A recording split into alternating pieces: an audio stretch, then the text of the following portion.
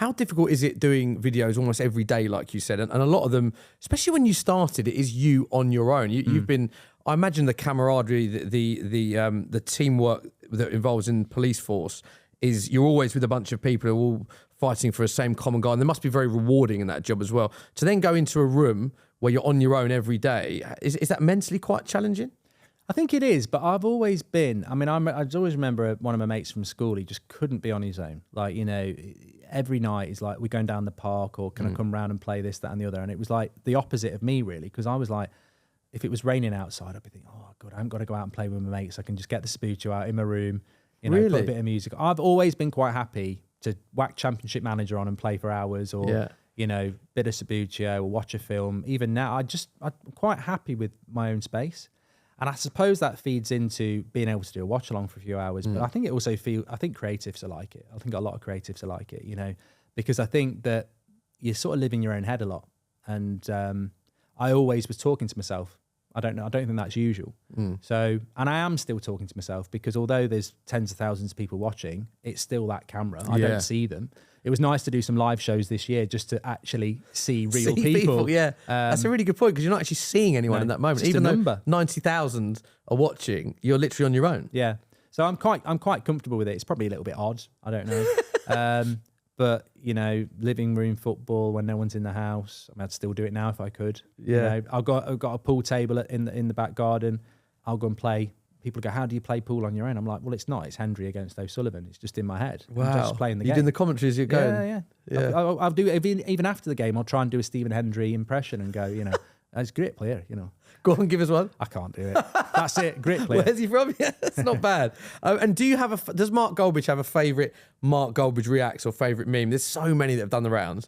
I like the line. I like the over the line one, because it was just. It was Go on, remind us of that. It was I was playing a game of FIFA. It was Man United against Everton, Brilliant, and I think Everton had scored. It's not over the line, and they'd shown it, and it was like not over the line. I was saying, look at the white bit. It's not over the line, and it stayed there for ages, and then they moved it, and I was like, well, what did you show me that for? And it's just like, I still find it funny now if I don't watch it for a few months, because I was like, to be live doing that. And then to move the ball, I got completely and utterly mugged off by FIFA, but it was funny. That has done the rounds many occasions on Twitter, I've seen as well. You've sort of moved into the mainstream now as well, which is interesting, because you've spoken about you being very different from the mainstream in terms of you wanting to interact with fans and looking at it from a fan's perspective. You've now got your own show on TalkSport, which is called The Mark Goldbridge Show. Yeah, it's amazing, really. Yeah.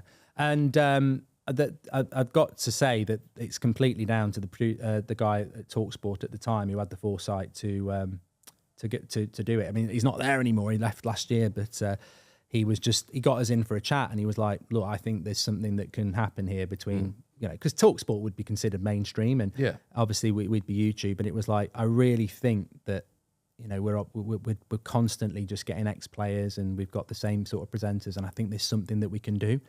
And he let me present a show with Carlton Cole on a Friday night, which I absolutely loved, in the studio, and they were pleased with it. And they were like, "What else can we do?" And it was like, "Well, what about the Saturday night show from 7:30 till 9?" I was like, "What, straight after the 5:30 game?" They're like, "Yeah," and I was like, "Yeah." So and that was it. And I was just like, "This is brilliant! Absolutely love it!" Because it's literally taking calls from fans. A lot of them driving home. I absolutely love it. I mean, for me, it's one of the best things I've done, because it's presenting a show with fans calling in, talking about football, and it's great. Do you find you have to change your persona or opinion slightly when you are working in mainstream? Because obviously you're very passionate, very reactive, very opinionated, I'd say as well, online and in your reactive videos, which is why you've gone on to be so successful, because people love watching you.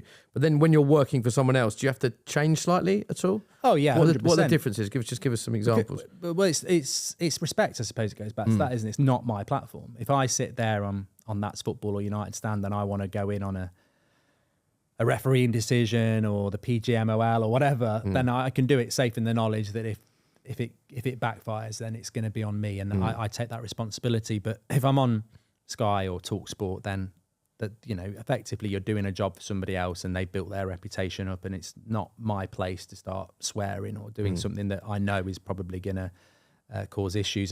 And in terms of trolls as well, because you've got an incredible fan base. I mean, anything that you you put on Twitter or X now, Instagram, gets huge engagement, but you do get some skeptics as well, I think it's fair to say. How do you deal with the negativity or the trolls? Because sadly there are a lot on those platforms. Does that affect you mentally? Do you brush it under the carpet? How does that affect your sort of day-to-day? I think it affected me a lot at the start. There was numerous times at the start where I just thought I would stop it because the mental strain was just too much. It was really difficult because I'd never worked in a space that prepared me for that, even though, you know, you talk about policing and, you know, family events that are quite traumatic, but there's nothing quite like the, you know, being on a social media platform. And then I remember there was a person from another YouTube channel, and I woke up on Christmas morning and somebody had said, have you seen this? And it was like, I woke up this morning, got the presents I wanted, but didn't get the one I really wanted. Mark Goldbridge dead. And I was like, we don't know each other. He doesn't like me, so it's not banter. And it was like, that messed with me, my head, even though now I just laugh at it. But it messed with my head because I was like, well, he knows I've got kids and stuff. You know, it's just not a nice thing to say. But you get way more than that. So I went through the sort of training, I suppose, of how do you deal with that? Do you stop doing it or do you carry on?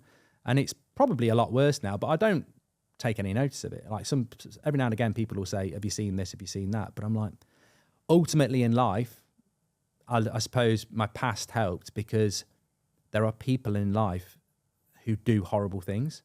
You can't justify it. We see it on the news all the time. The problem people have is trying to comprehend it and understand it, and you never will. There's people out there who do horrific things, and there's people on social media who will say horrific things. And ultimately, I choose to focus on the good people, and there's a lot of good people who know who I really am. And if people want to tell lies about me and, you know, say bad stuff about me, and a lot of people on social media believe anything as well. They'll believe that, you know, that you're a Forest fan, or they'll believe that, you know, you've sacked somebody because you're greedy or anything like that. They'll believe it. And if they want to believe it, that's up to them. Yeah, interesting that you said there that it got so bad that you thought about quitting at one point. Was that just because of the place that you're in mentally then at that time? Yeah, I think I still get it now. I sort of get these... I describe it as waking up and thinking you haven't done your homework, which I used to have when I was a kid. You know, waking up when you hadn't actually done your homework. Yeah. And I was just, I think it carried through life, and I was just getting to this point where I was just waking up, you know, thinking things had happened that hadn't happened, and I was like, you can almost feel the tension in your chest, and I was like, this is not good. You know, I was getting very, very stressed, and I actually remember I was working still at the bank, and there was some stuff going on. I think it was when my real name got released as well, which was quite a big thing at the time. Even now, I laugh at it when someone's like, his real name's this, and I was like, I just found it all very stressful, and I was just like, I don't really need to do this. I can go and I've got a professional qualifications. Yeah, job. But then I was just sort of like, the stubbornness came through of, I really like, you know, what, you're not going to not talk about football. You've got a bit of a platform. Why should you walk away? And in terms of where the stress came from, is that because people think you're someone that you're not with regards to the name? What exactly was that a stressful moment? I just think it was dealing with the fact that people were saying horrible things about you and your family and, you know, what they'd like to do to you and stuff like that. And I just think they don't know me. It's weird. I just I found it a little bit weird when first getting used to that.